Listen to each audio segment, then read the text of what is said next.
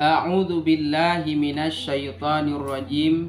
Bismillahirrahmanirrahim. Al-faslur rabi'u fi niyatit ta'allumi. Al-faslur rabi'u fi niyatit ta'allumi. Fasal keempat pada niat belajar. Di dalam kitab akhlak ini lanjutan pasal yang keempat, yaitu tentang masalah niat di dalam belajar. Sabda Rasulullah sallallahu alaihi wasallam, innamal a'malu binniyati wa innamal likulli imri'in ma nawa. Maksudnya, sungguhnya segala amal itu disertakan dengan niat, dan sungguhnya balasan yang diberi Allah kepada seseorang itu adalah menurut niat hatinya. Nah, ini dia. Jadi ini hadis Rasulullah yang memang tidak asing lagi kita dengar. Innamal a'malu binniyati wa innamal likulli imri'in ma nawa. Segala perbuatan kita, amal kita itu disertakan dengan niat. Apapun, bahkan ketika kita belajar, kita niatkan juga. Apa niat utama ketika kita belajar, ibu-ibu? Yang pertama meniatkan, yaitu supaya Allah menghilangkan kejahilan di dalam kita. Jadi ya Allah ya Tuhanku, niatnya ketika kita belajar karena Allah, mudahkanlah, bukakanlah pintu hatiku ya Allah, agar dapat cepat diriku menerima pelajaran untuk menghilangkan kejahilan. Nah, ini dia, ini niat belajar. Jadi kadang-kadang ada yang orang niatnya biar aku jadi ulama segala macam. Jadi niat yang pertama jangan itu dulu, ya. Itu dia ya. Pertama ketika kita belajar niatnya supaya kita dibukakan pintu hati kita, futuh kita, agar kita cepat menangkap ilmu pelajaran, ya, sehingga hilanglah kejahilan di dalam jiwa kita, sehingga kita tahu nanti bagaimana tata cara bersuci, bagaimana tata cara ibadah salat dan lainnya. Nah, ini dia. Jadi Allah Subhanahu wa taala itu akan memberi balasan kepada seseorang menurut niat hatinya. Makanya apapun pekerjaan yang kita lakukan, niatkanlah karena Allah taala. Apapun itu. Ya. Ibadah mahdhah ataupun ibadah ghairu mahdhah. Jadi kalau disebut dengan ibadah mahdhah, ibu-ibu, apa itu ibadah mahdhah? Ibadah yang wajib dilakukan yang telah ditetapkan di dalam Al-Quran. Yang pertama ibadah salat, ya kan? Kemudian puasa, kemudian membayar zakat, naik haji jika mampu. Itu namanya ibadah mahdhah. Sedangkan ibadah ghairu mahdhah selain daripada itu, termasuk kita menolong orang. Itu namanya ibadah ghairu mahdhah. Saat kita lakukan ibadah tersebut, maka kita niatkan di dalam hati kita. Itu dia. Paham ya? Jadi kalau kita ibadah tidak kita niatkan, maka tidak mendapat balasan. Paham ya? Dan berkata Imam Ibnu Athaillah As-Skandari rahimallahu, ya, salah satu ulama yang kitab sangat masyhur, kitab beliau itu adalah kitab Al-Hikam, ya. Apa kata beliau? Al-a'malu suwarun qa'imatun wa ruhuha wujudul ikhlasi fiha. Segala pekerjaan itu laksana patung, dan nyawanya ialah niat ikhlas. Ini dia. Apa makna ungkapan daripada Syekh Imam Ibnu Athaillah Al-Askandari. Jadi kata beliau, segala pekerjaan itu laksana patung. Amalan yang kita lakukan itu bagaikan diibaratkan ya, seperti benda yang tidak bergerak. Patung kan tidak bisa bergerak. Ya kan? Amalan, apapun amalan yang kita kerjakan itu ibarat patung, ibarat satu benda yang tidak bisa bergerak. Nah, penggeraknya benda tersebut, apa kata Syekh Imam Ibnu Athaillah? Dan nyawanya ialah niat ikhlas. Supaya bergerak patung tersebut, artinya kan mesti ada nyawa gitu. Nah, nyawanya itu adalah ikhlas. Maka kalau patung itu tidak ada nyawa, kan nggak bisa bergerak. Sehingga kalau sudah ada nyawa, maka bukan lagi patung namanya. Paham kan?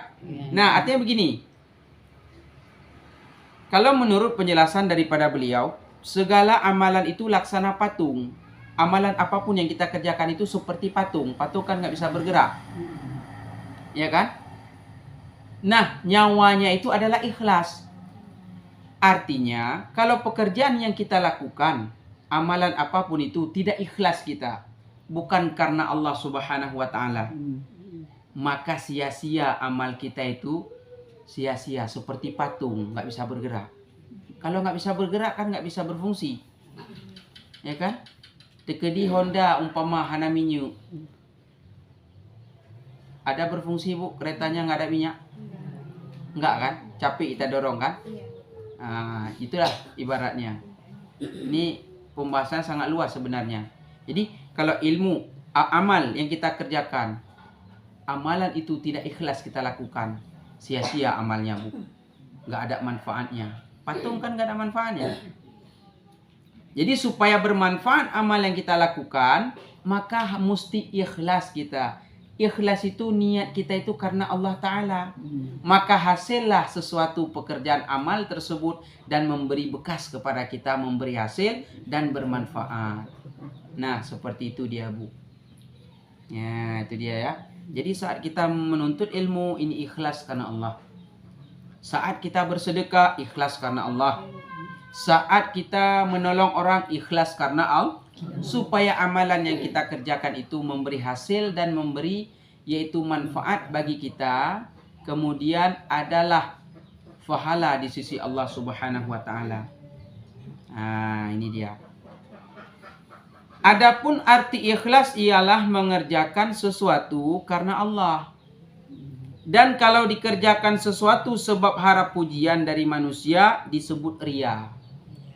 Ikhlas itu bu, kita lakukan apapun pekerjaannya selama ada nilai ibadah ya. Jangan pula nanti diartikan apapun pekerjaannya berarti nyolong. Aku ikhlas kali nyolong. Ya kan? Apalagi ngatain orang, aku ikhlas kali ngatain si fulan. Aku kalau udah ngatain itu rasanya plong perasaan gitu ya. Ini bermakna ikhlas di sini adalah ya mengerjakan sesuatu karena Allah yang pekerjaan tersebut di jalan Allah. Yang pekerjaan tersebut yang kita lakukan itu merupakan amalan yang dianjurkan dan mendapat nilai ibadah. Jadi mesti kita kerjakan itu karena Allah. Kalau pekerjaan maksiat, ya, kalau pekerjaan maksiat maka nggak boleh, tidak boleh. Tapi ibu, Allah itu maha kuasa bu ya. Dan sangat adil Allah Ta'ala. Cobalah kita kalau niat yang baik bu, itu sudah ditulis pahala bu. Ketika kita melakukan perbuatan baik, baru niat belum melakukan, itu sudah tercatat. Makanya kalau orang yang daftar haji bu, ya belum berangkat, yang penting niatnya memang nunggu keberangkatan, dia udah setor, ya jangan khawatir bu. Alah, nanti nggak lama lagi ini kayak mana kalau saya meninggal Pak Tengku, ini segala macam, serahkan kepada Allah Ta'ala. Urusan kita sudah daftar, niat sudah tertulis di sisi Allah Subhanahu wa Ta'ala. Jangan khawatir, ya kan? Ah, itu dia. Kenapa? Niat kita untuk ibadah sudah ditulis pahala. Tapi ketika orang mau melakukan maksiat, baru niat, nanti malam aku mau nyolong di rumah Tengku, mau nyolong bebek umpamanya kan. Ya, niat nyon te malam kuno cu wata Tengku Luqman yan iti umpamaji. Padanya ke iti atalung. Ka. Niat belum melakukan, belum ditulis.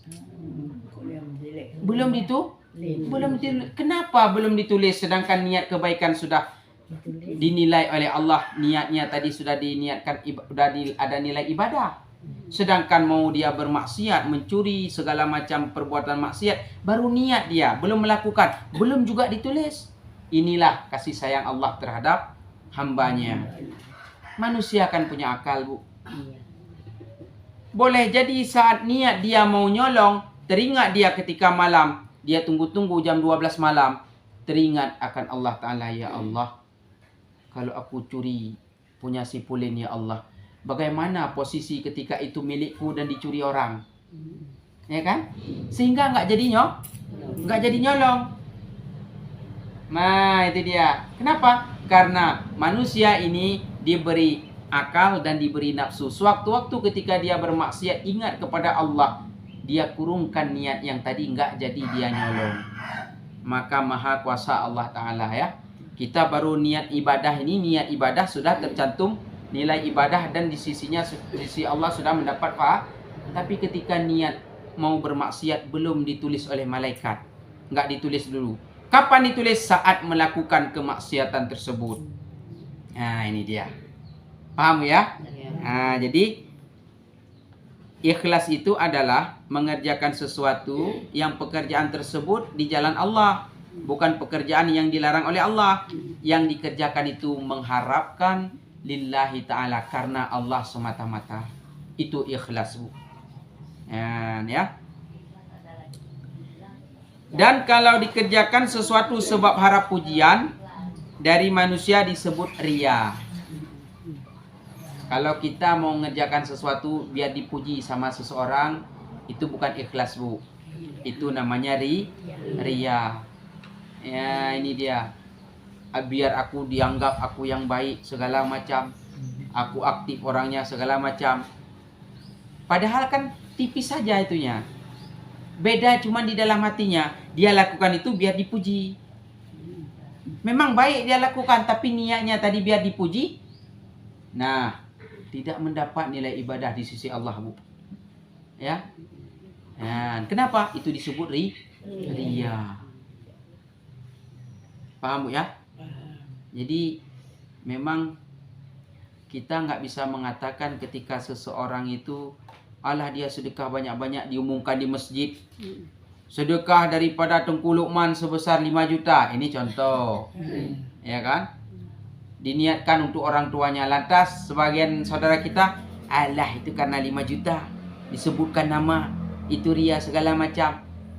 Itu kita nggak bisa ngomong demikian, Bu. Karena yang tahu riya ataupun ikhlas, yang mengetahui riya atau ikhlas itu ya orang yang bersangkutan dan Allah Ta'ala. Karena itu cuma di dalam hatinya.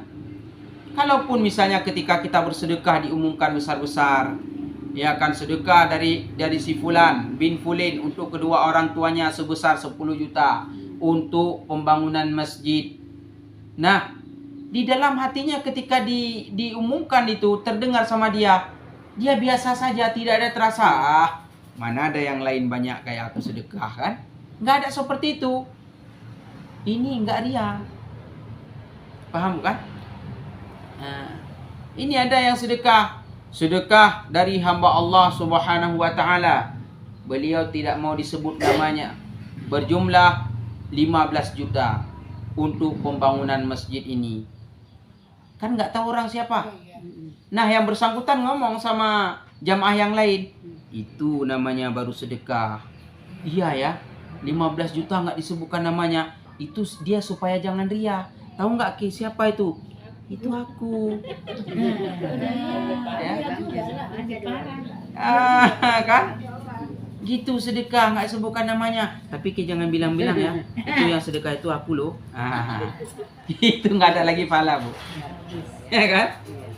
Itu nggak ada lagi pahala, kan ada seperti itu kan? Ini sedekah 500.000, 200.000 sebutkan nama. Awak 15 juta. Malas tuliskan nama dari hamba Allah. Tapi disebutkan juga. Itu aku loh. Tolong jangan bilang sama yang lain ya. Nah, itu ria. Bukan nggak boleh, silahkan. Kalau sedekah tulis nama, disebutkan nggak masalah. Tapi jangan sedikit pun di dalam hati kita terbesit hati kita biar dipuji orang. Biar kita dianggap lebih dari yang lain. Ini ria, Bu. Paham ya? Nah, jadi ria itu tergantung niatnya tadi. Karena Allah atau karena sesuatu yang lain.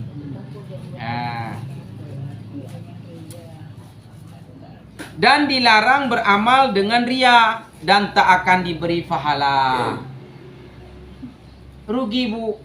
15 juta tadi kita sedekahkan untuk masjid, kan besar kali pahalanya, Bu. Cukup besar. Ya kan? Gara-gara niat kita tadi bukan karena Allah, sedikit pun nggak dapat pahala, Bu.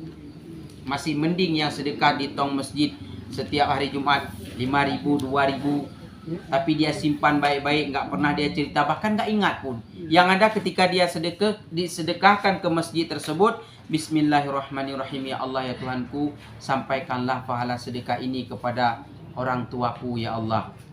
Dicemplungkan di kotak amal, dimasukkan situ. Kemudian dia nggak ingat-ingat lagi. Jumat besok dimasukkan lagi. Setiap Jumat dimasukkan. Dia niatkan demikian. Nah, itu jauh lebih bagus sedekahnya ketimbang sedekahnya banyak cuman sekali, apalagi ria. Ya. Mungkin sebagian orang bukan alah 5.000 apalah itu kan kecil. Kita nggak tahu, Bu, kadang-kadang Allah memberi balasan nilai ibadah kita, apakah dari segi ibadah yang kecil itu kemudian kita masuk surga, ya kan? Atau dari segi ibadah yang besar. Bisa saja dimasukkan oleh Allah Ta'ala di dalam surga, bukan karena dia salatnya, bukan karena hajinya berkali-kali, ya kan? Bukan karena ibadah yang besar tersebut, ternyata dimasukkan surga. Kenapa? Suatu ketika dia pindahkan, ada paku di jalan. Paku di jalan, terkena kakinya, mengeluarkan darah. Lantas dia mengambil paku dan dia niatkan, ya Allah, ya Rabbi, ku pindahkan paku ini ya Allah, supaya jangan orang lain kena kayak aku ya Allah. Dia pindahkan paku tersebut, ya kan? Maka kita nggak tahu, Bu, amalan kita yang bagaimana yang membawa kita ke dalam surga Allah. Maka oleh karena itu sekecil ibadah apapun yang kita lakukan, ikhlas karena Allah. Apalagi ibadah yang besar. Paham, Bu ya? Nah, ini dia. Kuncinya satu, ikhlas. Ya, memang berbicara ikhlas itu mudah kalau tidak mengalami, bukan? Sama halnya ketika orang berbicara